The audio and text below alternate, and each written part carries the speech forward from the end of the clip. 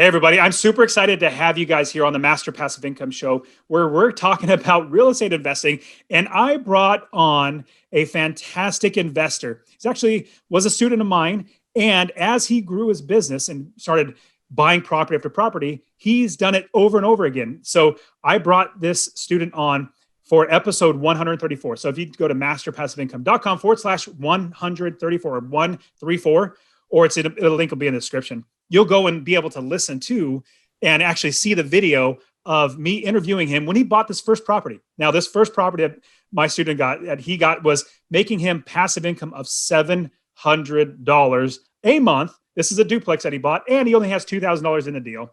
Anyways, this investor is fantastic. Benjamin Hoffling, thank you so much for being on the show, Benjamin. Yeah, man. Super excited to be back for sure.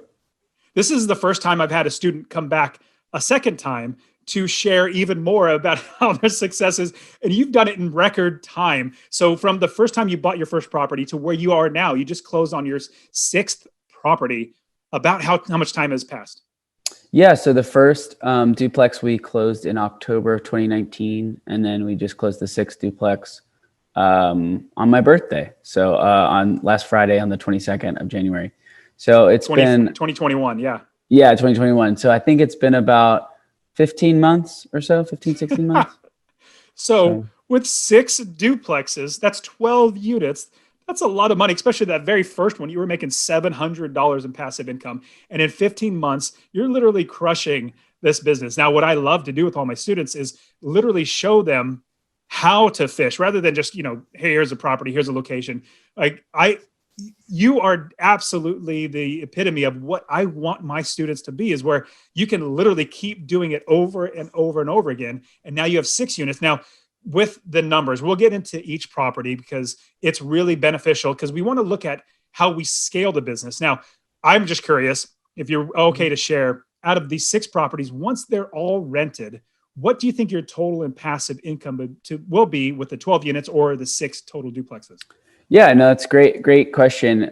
So I kind of look at it, and I explained this in the first episode, but I kind of look at it as I've already got a pot of money in my savings, so I don't save every month per property, as I've already got a savings built up. So given that, once all 6 properties are up and running, we'll probably be looking at about $4,200 a month in passive income. In passive income? Yeah. Oh, that is phenomenal, Benjamin. Yeah, it's really exciting for sure. How soon would you even want to quit your job?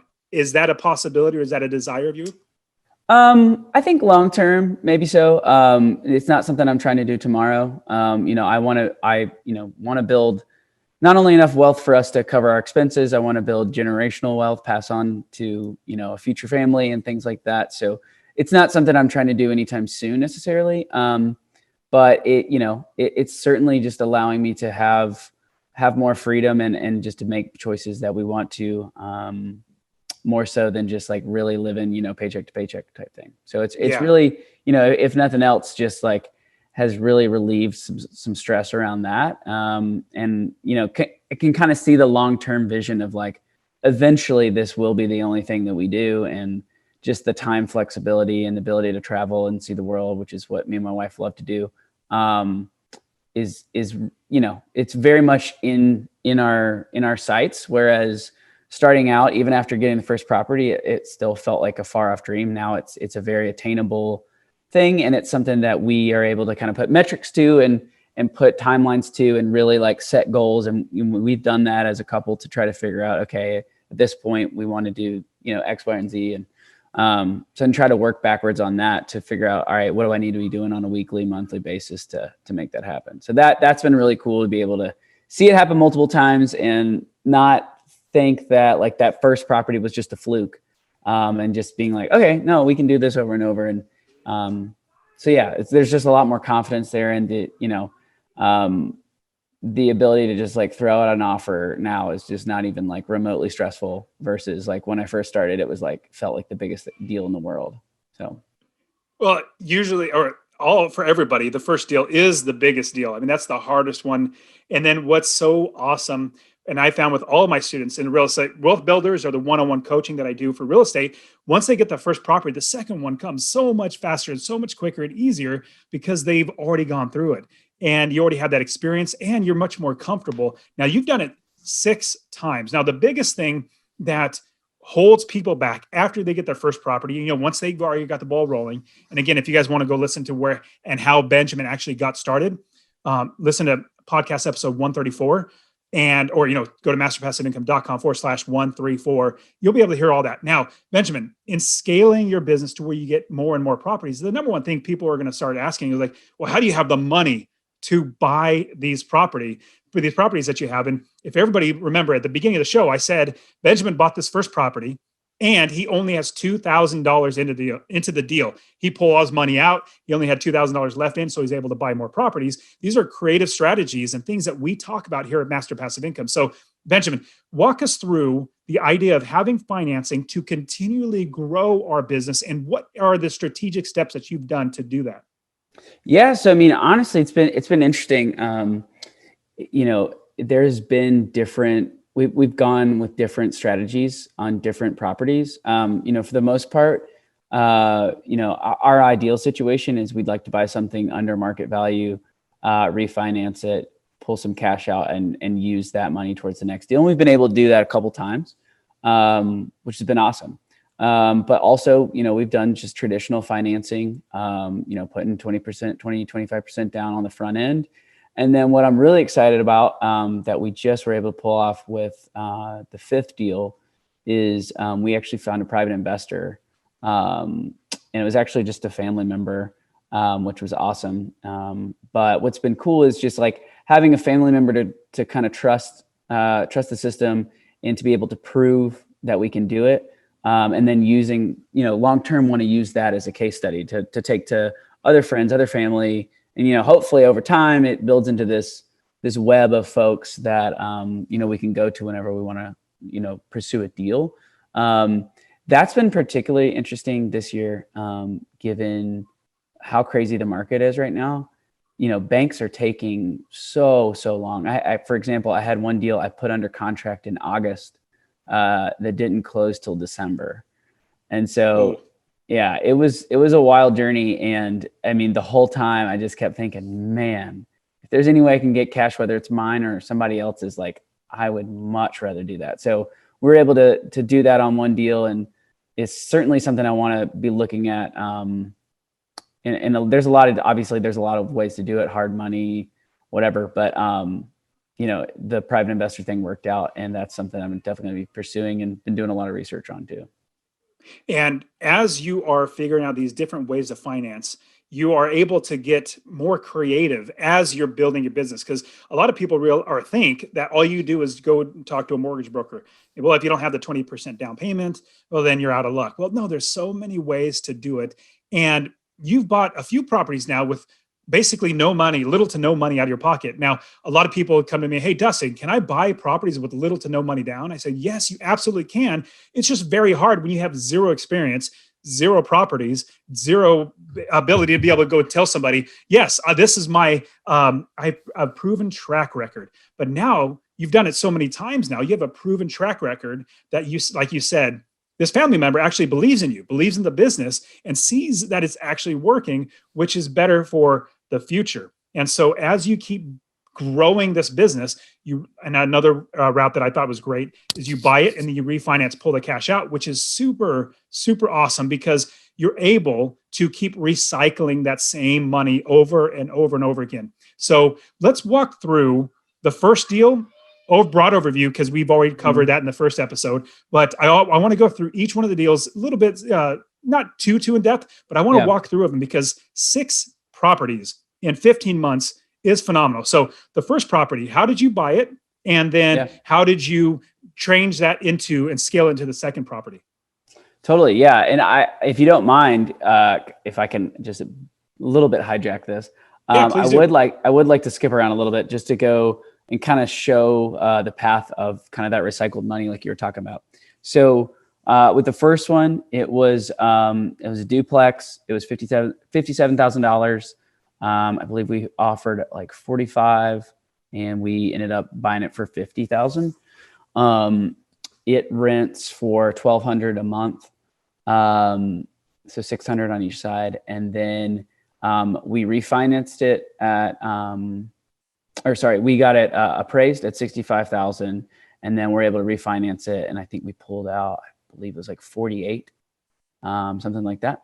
And so then, the next property was 4 to 5 months later, and we were able to use that 48,000 and some other money we had saved up to buy the next property, which was $55,000. Started out at 60, we got it down to 55, and it rents for $10.50 a month.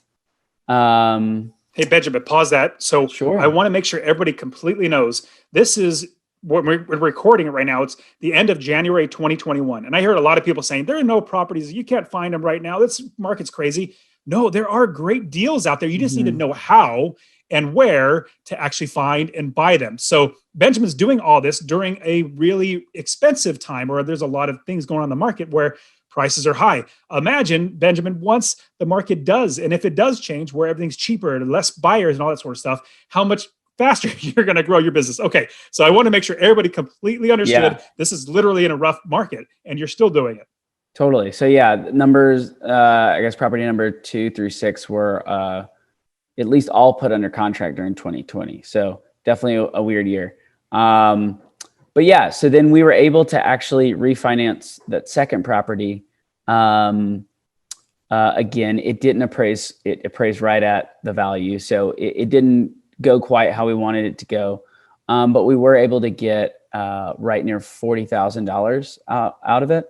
And then we used that for property number 6. So the one we just closed on Friday.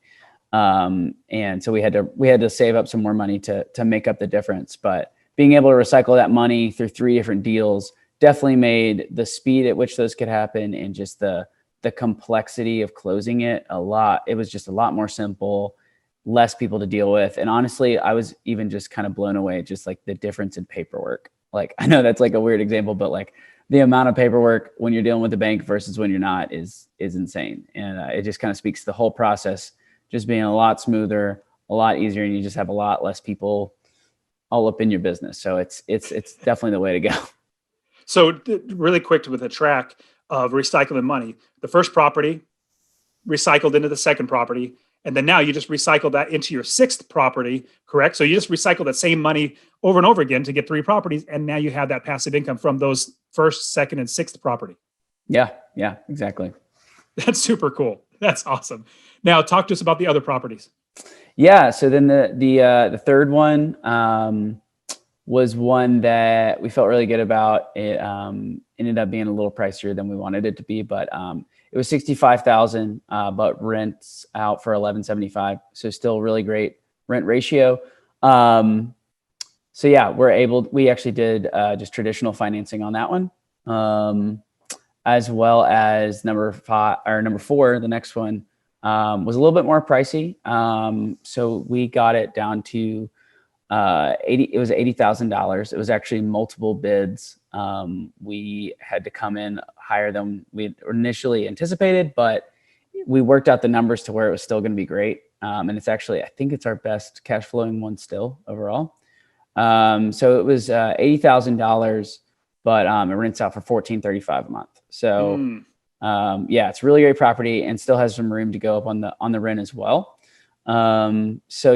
Definitely at first was weird with just seeing the price point and wasn't something that we were used to, but decided to pull the trigger just based on the numbers, and it made sense. And then number 5 was just that was the one we partnered with the private investor.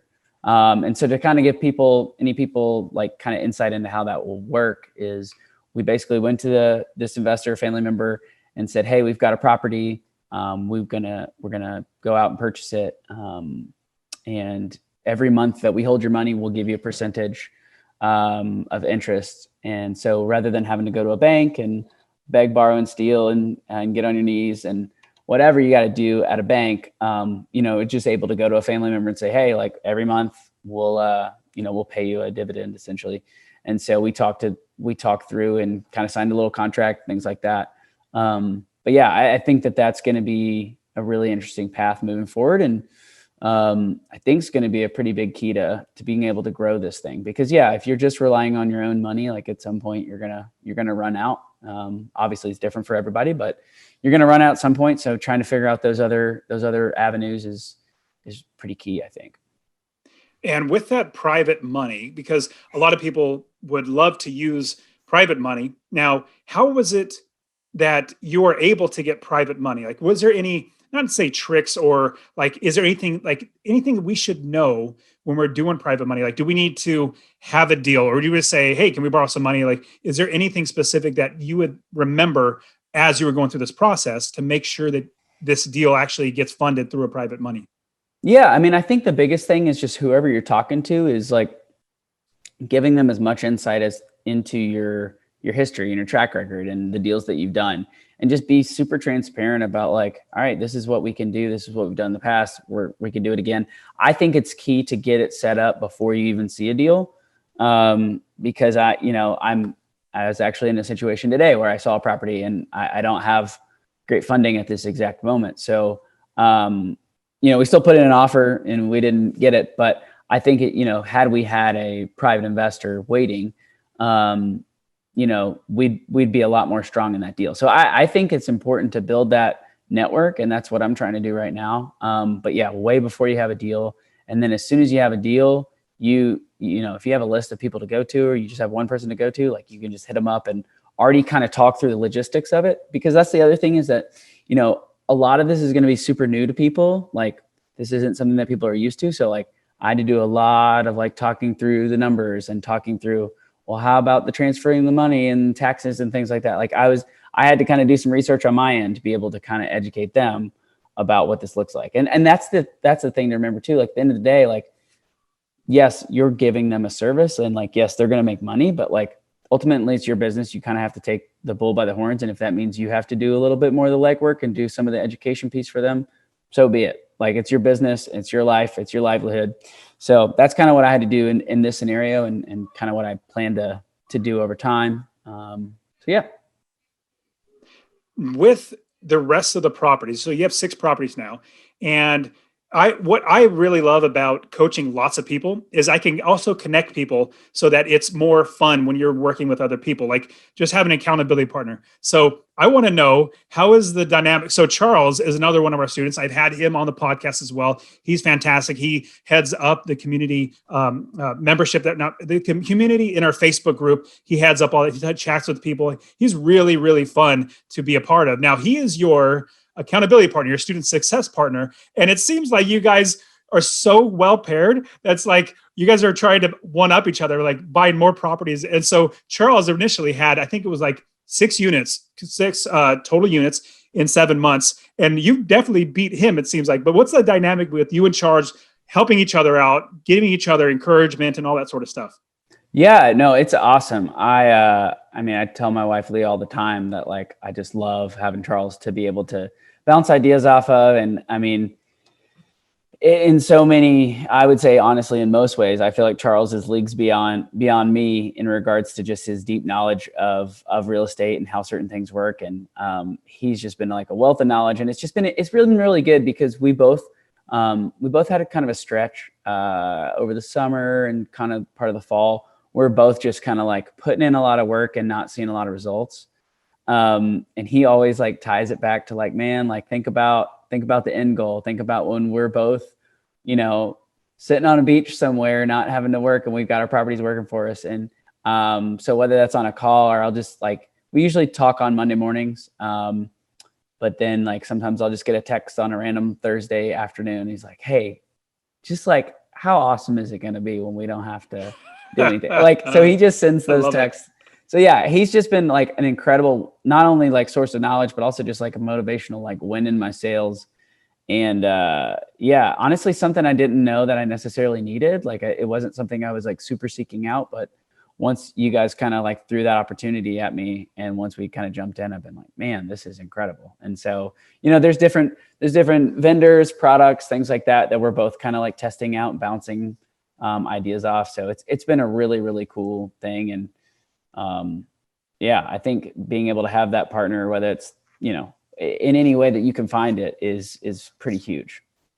And it's reciprocal too. Charles tells me the same thing. He's really, really glad that you guys are partnered up and paired up together, and you guys help each other out. And that's the great thing about the student success program that we have here at Master Passive Income is we have so many students, like hundreds of students, and being able to pair them up with somebody else that is in a similar spot, in similar type of like perspective on their business model. And as we pair them up, they work together and help and encourage each other. And I love that I wouldn't say it seems like a competition because it's just so awesome that you guys are both paired together. He is super motivated and you are super motivated. You guys have done such a great job. Okay, so in your business model, we have scaled the business.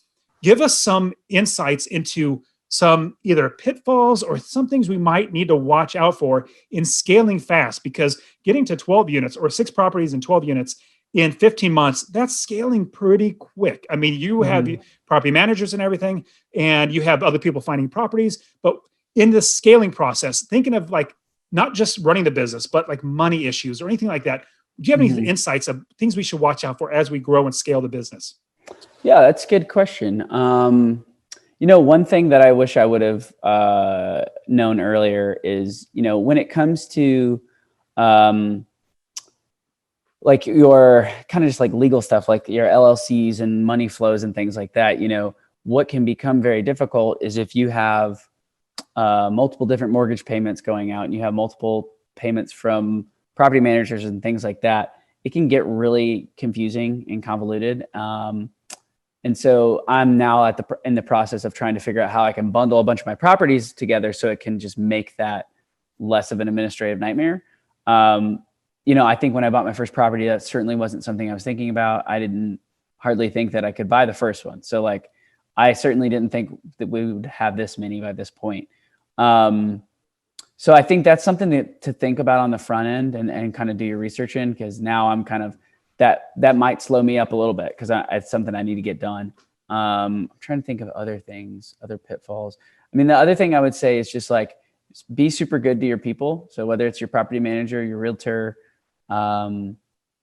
anybody, contractors, things like that, like just be really good to them and they'll be really good back. I mean, my realtors have really helped me build the business, and I've been able to refer them some people and things like that. So any way that you can help those folks out, do it, because it's gonna pay dividends huge for you in the long term. Yeah, I definitely agree with that. We want to make sure that our team is taken care of. I mean, we pay property managers a decent amount of money, but they do all the work for us. And so we want to make sure that they're really taking care of our properties and really looking after them really, really well. Now, as you explained about scaling the business and some things that might come up, think about now managing. Is there anything that we need to be concerned about in managing the business in a different way? Or one property is maybe something different than 6 properties. Does it also tie in with what you're saying with at the beginning, setting up the business, right? Like, what are your thoughts about that? Yeah, that's interesting. Yeah, I mean, I think it does have to do with setting up the business right on the front end. To be like totally frank, like I think I kind of rushed the legal setup of stuff, and I've actually had to like redo some stuff, and it's been like fairly costly. I've had to work with a lawyer in town. And so what I would say is like, I think on the front end, I was just like so afraid of like spending money, especially because like I didn't know what I was doing. And so I was like, I don't even know if this is going to be a thing long term. But if you're at the point where you're wanting to move forward on this, like really getting a clear picture of what your legal strategy is on your business, I think is super important, because it's something that I'm having to backtrack and kind of fix as I go. So that would be something I would definitely encourage people to really take the time to look into before you get too far down the road. Okay, so I got to know, what is it that needs to be fixed? Like, what did you maybe skip over, or what did you not do? Like, what is the lawyer having to do now that you've grown and the business is getting stronger and stronger? What did you need to do? Yeah, it was mostly just around like how we wanted to structure the LLC. I don't want to get like too super in the details, but it was just mainly around the structuring of the LLC. And so we found a structure later on that worked a lot better than what I had initially just kind of set up on my own. So, I mean, certainly some people can figure it out on their own and do well. I I don't think I'm one of those people. And so I think having that in-person meeting or just like that kind of hand holding was a big factor in just making sure we had it all set up correctly.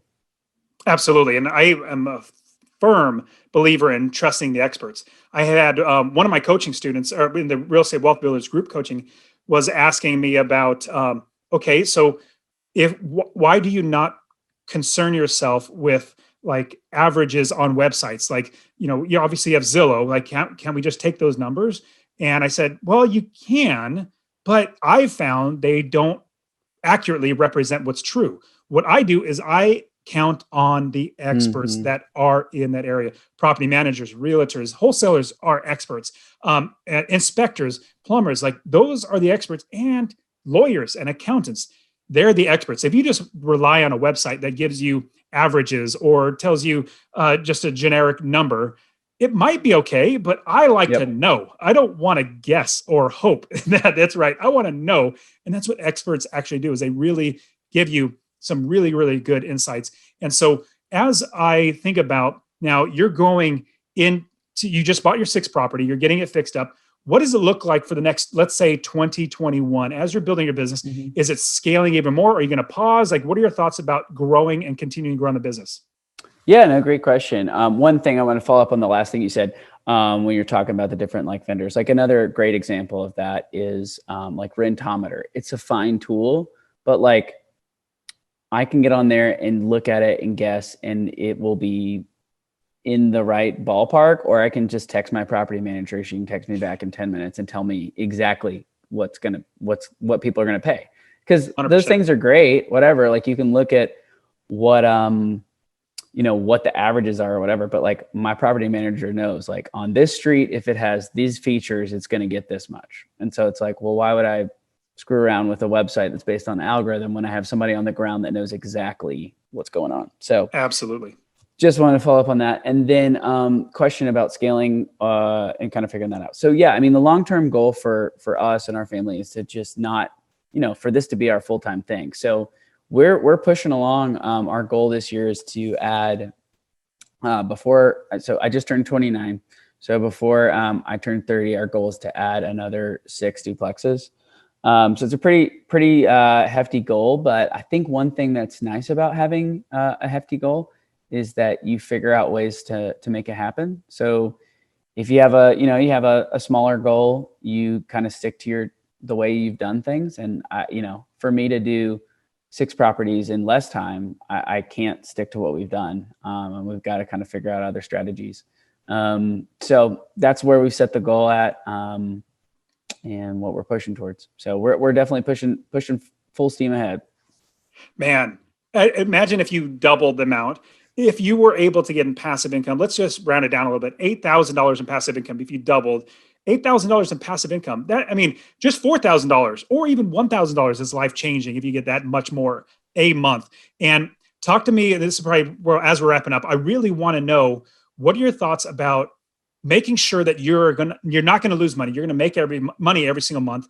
And what I always tell everybody, especially my students, but everybody on the podcast, YouTube channel, everything, we never buy a property that we make less than $250 a month in passive income on a property. Now, you've destroyed that with buying the duplex that makes $700 or $800 a month in passive income, which is phenomenal. That's awesome. Talk to us a little bit about making sure and safeguarding ourselves from losing money by having this criteria. Because a lot of people might say, man, Dustin, this is really hard to find properties. I'm like, yeah, that's why we work at it. It takes time. We actually got to find these properties. But talk to us a little bit about making sure we're safeguarding our passive income. Yeah, totally. No, that's a good point. So I actually was having a conversation with some friends the other day, and they were all talking about just like the stock market and like, well, there's this hot company and this hot company, but like, I don't know if I should buy or sell. And then like talking about like, well, I sold too soon or I sold too late.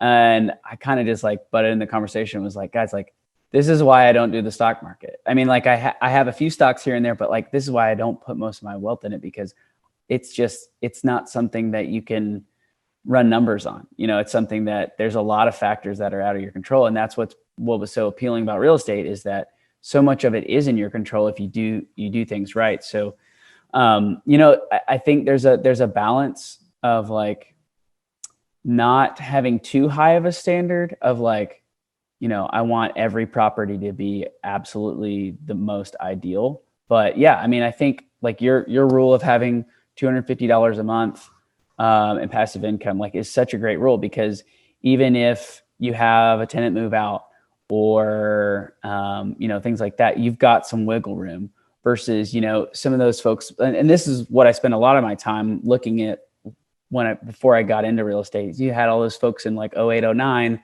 buying straight for appreciation, and then they all got screwed. And so it's like, I'm seeing other people doing that again. And I'm like, I just don't like, it's a gambling game, and I don't want to be involved in that. And I think that's the thing to think about with this passive income model of real estate investing, is it's like, this isn't like, you're not going to get like uber rich tomorrow, but like long-term, you're going to have steady income that is not going to be affected by a downturn.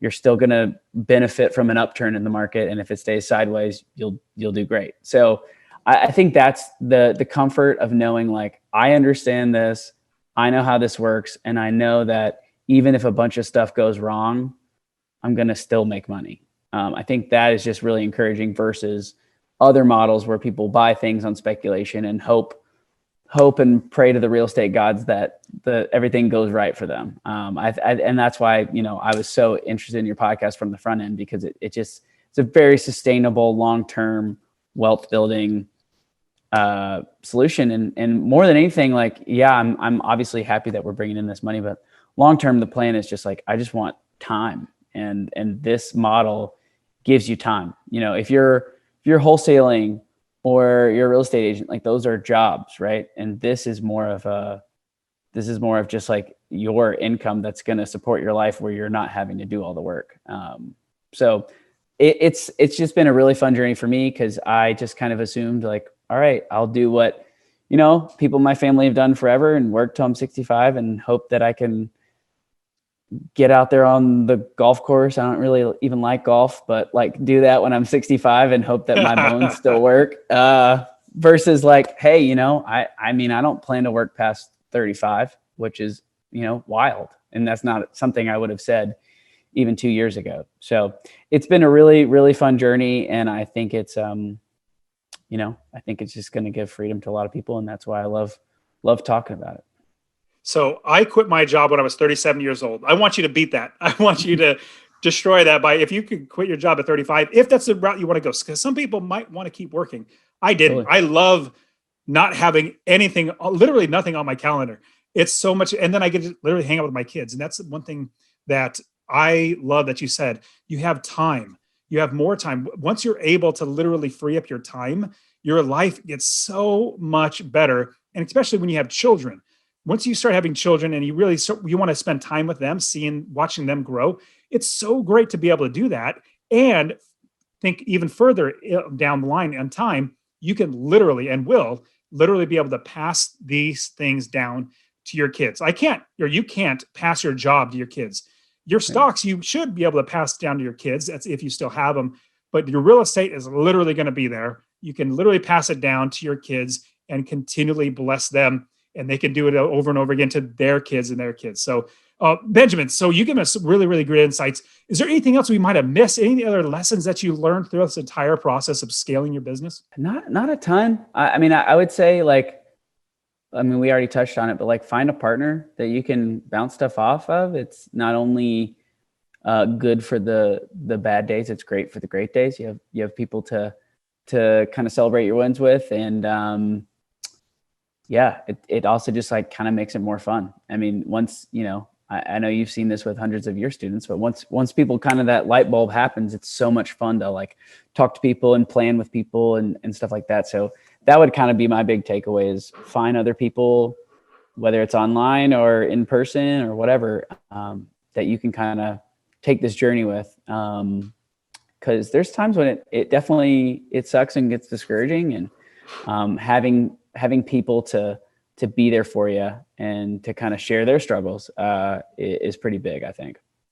Yeah, I think that's a great point. Because when I first got started, it was back in 2006. And this is when there were the big gurus having those late night infomercials, and they're charging $50,000 to do all this sort of, teaching and coaching. Ridiculous. And I did it. I said, I'm not gonna do that. So I did it on my own. That was really, really hard. There was times that I was like, man, is this worth it? I didn't know what I was doing. I was just fumbling my way through it. Now I'm so blessed to have with the real estate wealth builders and also with the one-on-one coaching, literally be able to pair people together because this is not a competition. Even though, like I was jokingly saying, you and Charles, you're competing to get who gets the most properties. Or that's what I'm kind of alluding to. But it's not a competition. We can literally work together. Somebody can invest in another state, and you invest in a different state, and you guys are just helping each other, getting ideas, getting creative. So, man, Benjamin, awesome. I am super encouraged by you and your great, super success. So thanks a lot for being on the show. I really, really appreciate your time, man. Yeah, man, it was super good talking to you. And yeah, super excited for hopefully the next time I come on here. Hopefully next time you double the amount of properties and passive income and you quit your job and you quit way before I did. Let's say you're 33. That would be awesome. Let's do it. I'm in. Okay, buddy. Good talking to you. All right. Thanks.